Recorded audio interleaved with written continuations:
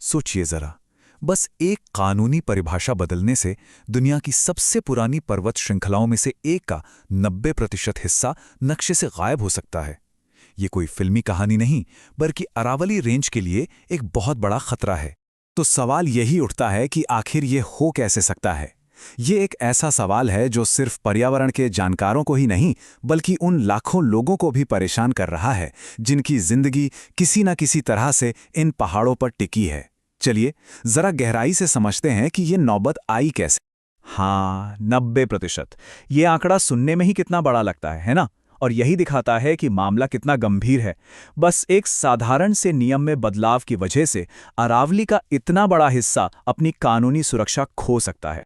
तो इस पूरे संकट की जड़ में है एक अकेला, विवादों से भरा नियम। एक ऐसा नियम जिसने दशकों से चले आ रहे पर्यावरण संरक्षण के प्रयासों को एक ही झटके में खतरे में डाल दिया है। यह है वो 100 मीटर का नियम। सुनने में बड़ा सीधा साधा लगता है, लेकिन इसके नतीजे बहुत खतरनाक हो सकते हैं। इसका सीधा सा मतलब यह है कि अरावली की वो सारी पहाड़ियां जो मान लीजिए 99 मीटर ऊंची हैं, वो अब कानून की नज़र में अरावली है ही नहीं। अब देखिए, ये जो पूरी लड़ाई है ना, ये सिर्फ कुछ पेड़ पौधों या चट्टानों को बचाने के लिए नहीं है। ये असल में पूरे उत्तर भारत के इकोसिस्टम को बचाने की लड़ाई है। अरावली सिर्फ पहाड़ों की एक लाइन नहीं है, ये तो एक लाइफ लाइन है। जरा सोचकर देखिए, अगर ये कुदरती दीवार न हो तो क्या होगा। थार का रेगिस्तान फैलता हुआ सीधा दिल्ली के दरवाजे तक आ जाएगा, उपजाऊ जमीन को निगल जाएगा और लाखों लोगों की जिंदगी पर असर डालेगा। और खासकर दिल्ली एनसीआर के लिए, जहां हवा में सांस लेना वैसे ही एक चुनौती है, वहां अरावली ताज़ी हवा देने वाले फेफड़ों की तरह है। इन फेफड़ों को खोने का मतलब होगा कि सेहत का संकट और भी गहरा हो जाएगा। और बात सिर्फ हवा की नहीं है, पानी की भी है। एक ऐसा इलाका जहां पानी की किल्लत हमेशा बनी रहती है, वहां ये पहाड़ एक बहुत बड़े स्पंज का काम करते हैं। ये मानसून की बारिश को सूखकर जमीन के नीचे पानी के लेवल को फिर से भरते हैं।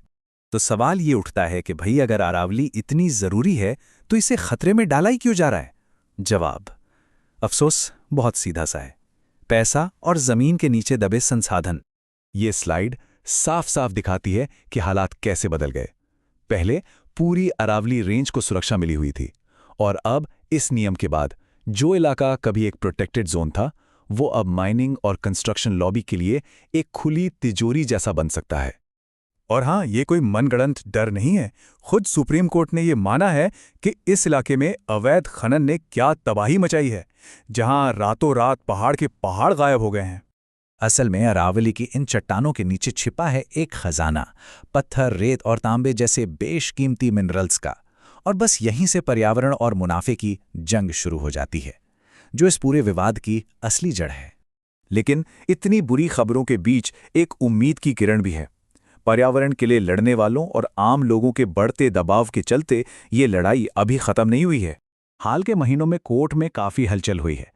दिसंबर 2025 में सुप्रीम कोर्ट ने एक बड़ा फैसला लेते हुए इस विवादित 100 मीटर वाले नियम पर रोक लगा दी। और अब सबकी नजरें टिकी हैं 21 जनवरी 2026 पर, जब इस मामले पर अगली बड़ी सुनवाई होनी है। यही वो तारीख है जो अरावली का भविष्य तय कर सकती है। तो फिलहाल के लिए अरावली को थोड़ी सांस लेने की मोहलत तो मिल गई है, लेकिन इसका पूरा भविष्य अब एक नई एक्सपर्ट कमेटी के रिपोर्ट पर टिका है। मतलब एक रिपोर्ट ये तय करेगी कि ये हजारों साल पुरानी पर्वत श्रृंखला बचेगी या नहीं।